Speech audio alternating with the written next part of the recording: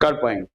ठीक है, शायद आप लोग ऐसे फॉर्मेट में पढ़ते हो तो स्टार्टिंग में लगेगा क्या होगा, बुक में तो है, बट जब फाइनल एग्जाम आएगा उस कॉपी आपका बहुत इंपॉर्टेंट कॉपी हो जाएगा, आपका नोट जैसा काम करेगा जो आप खुद लिख के रखे हो। ठीक है, जो भी है, देखिए लास्ट दिन हम लोग फिनॉल का रिंग के ऊपर जो रिएक्शन होता था वो मैंने बोला था। आज मैं बोलूंगा कुछ स्पेशल रिएक्शन, जहां से देखेंगे आपका बुक में भी स्पेशल रिएक्शन करके दिया हुआ है। ठीक है, फर्स्ट जो रिएक्शन में जो मैं बोलूंगा राइमर-टिमन रिएक्शन। देखिए राइमर-टिमन रिएक्शन क्या होता है, फिनॉल में क्लोरोफॉर्म देना पड़ेगा और एक्वस KOH और NOH देने के बाद हाइड्रोलिसिस करना हो।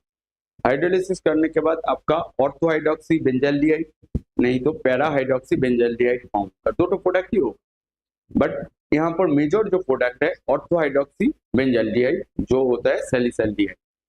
ठीक है, आपको मैं स्टार्टिंग में बोर्ड में राइमर-टिमन रिएक्शन का जो शॉर्ट नोट आता है कितना लिखना होगा वो मैं बोलूंगा, उसके बाद मैकेनिज्म बोलूंगा और यहाँ से क्वेश्चन कैसा आता है वो भी मैं बोलूंगा। ठीक है, MCQ फॉर्मेट में रहेगा, नहीं तो डायरेक्ट मैं जैसा क्वेश्चन देता हूँ, क्योंकि देखिए हर ऑल टाइम MCQ में रेडी नहीं कर पाता, क्योंकि इस बोर्ड में रेडी करने का भी टाइम जरूरत है, मेरे पास उतना टाइम नहीं है। ठीक है, कुछ ऐसा नहीं सोचना है मैं यूट्यूब में कुछ शो ऑफ करने आता हूँ, ऐसा नहीं है, जस्ट स्टूडेंट लोगों का हेल्प हो जाए मेरा क्लास से, जो टॉपिक आप लोग पढ़ते हो मैं दिखाने के चीज नहीं बोलता हूँ, सिंपल सा बात।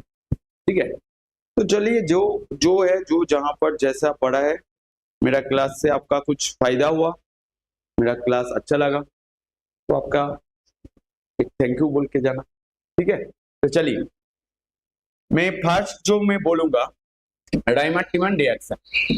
राइमर-टिमन रिएक्शन मैं बोल दिया क्या होता है, सिंपल सा फिनॉल के साथ जब क्लोरोफॉर्म एक्वस KOH और NOH 60 मतलब यहाँ पर टेम्परेचर जो रखना है 60 डिग्री सेंटीग्रेड देने के बाद हाइड्रोलिसिस करना होगा। हाइड्रोलिसिस करने के बाद जो प्रोडक्ट आएगा वो होता है ortho hydroxy benzaldehyde, para hydroxy benzaldehyde.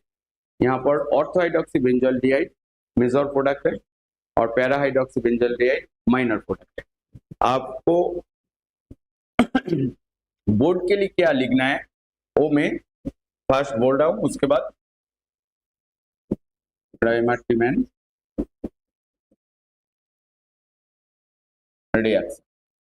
ठीक है, देखिए राइमर-टिमन रिएक्शन में क्या बोल रहा हूँ, फिनॉल में क्लोरोफॉर्म देना है, मतलब क्लोरोफॉर्म क्या कर रहा है, एक तो carbon number of carbon ring के साथ कार्बन ऐड हो रहा है ना, तो यहाँ पर CH-Cl3 एक्वस KOH और NOH और टेम्परेचर यहाँ पर रखना है 60 डिग्री सेंटीग्रेड और यहाँ पर आपका प्रोडक्ट आएगा और एक नंबर में ये वाला डाला, दो नंबर में ऐसे ही डाइल्यूट HCl देके हाइड्रोलिसिस करना होगा। करने के बाद यहाँ पर आपका ortho hydroxy benzaldehyde and para hydroxy benzaldehyde form. ठीक है, यहाँ पर CHO इसको लिख दीजिए ऑर्थो हाइड्रोक्सी बेंजाल्डिहाइड और पैरा हाइड्रोक्सी बेंजाल्डिहाइड।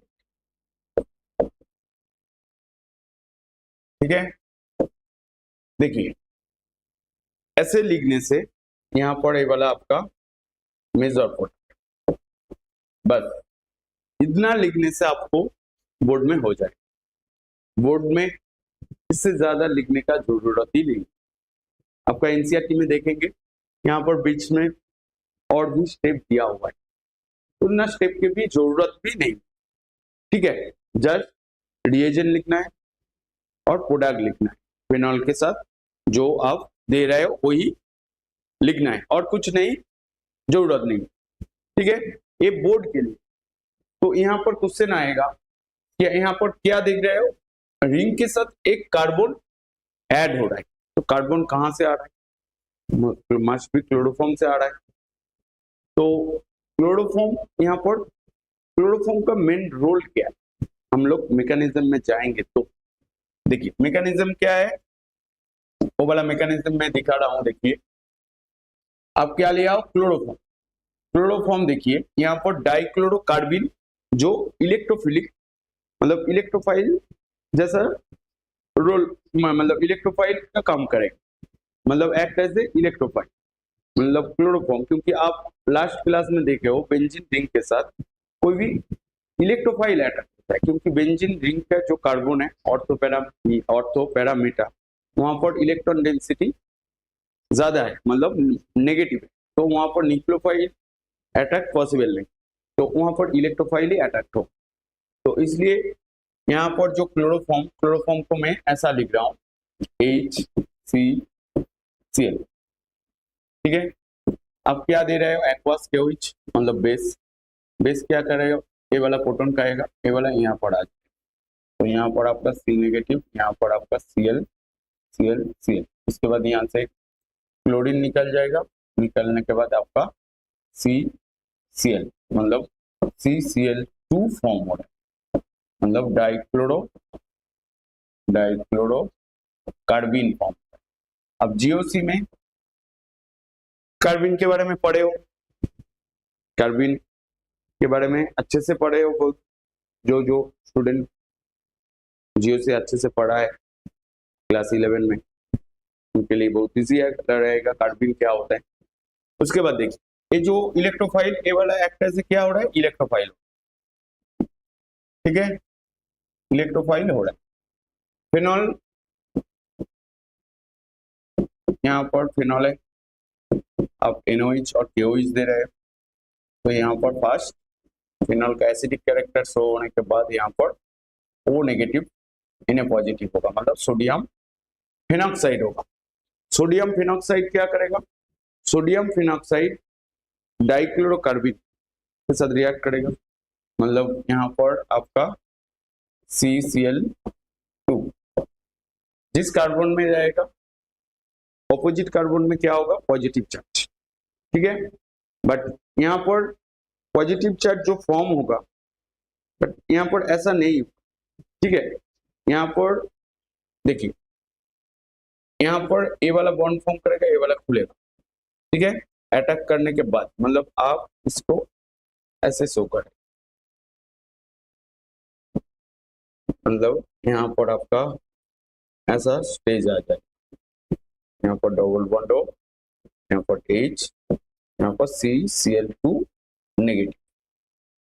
ठीक है, इसके बाद क्या होगा, इसके बाद देखिए यहाँ पर जो H है यहाँ पर आ जाएगा और यहाँ पर फिर से बॉन्ड खुल जाएगा। ठीक है, मतलब ए वाला H इसमें आएगा, ए वाला ऐसे बॉन्ड करेगा, ए वाला खुल जाएगा, तो यहाँ पर आपका फिर से इस स्टेज में आ जाएगा CHCl2। आपका मीडियम में क्या है, OH है, मतलब KOH नहीं तो NOH है, तो ए वाला क्या करेगा मतलब आप यहाँ पर OH नेगेटिव लिखे, ये वाला जो यहाँ पर दो क्लोरीन है, दो क्लोरीन के साथ रिप्लेस कर देगा, मतलब यहाँ पर आपका CH, यहाँ पर आपका OH, यहाँ पर आपका OH, दो OH एक ही कार्बन में ऐसे करके दो OH नहीं रहेगा, तो मतलब वाटर मॉलिक्यूल निकल जाएगा। निकलने के बाद यहाँ से आपका वाटर मॉलिक्यूल निकल जाएगा, तो निकलने के बाद जो फॉर्म होगा आपका यहाँ पर O नेगेटिव, यहाँ पर आपका CH डबल बॉन्ड हो। ठीक है, तो आप एल्डिहाइड, आपका एल्डिहाइड मिल गया। इसके बाद आप डाइल्यूट HCl दे रहे हो, तो आपको ortho hydroxy benzaldehyde that is the salicylaldehyde मिल गया। ये वाला था आपका रायमन-टीमन रिएक्शन का मैकेनिज्म। सर कल वाला क्वेश्चन देखिए, आपका जो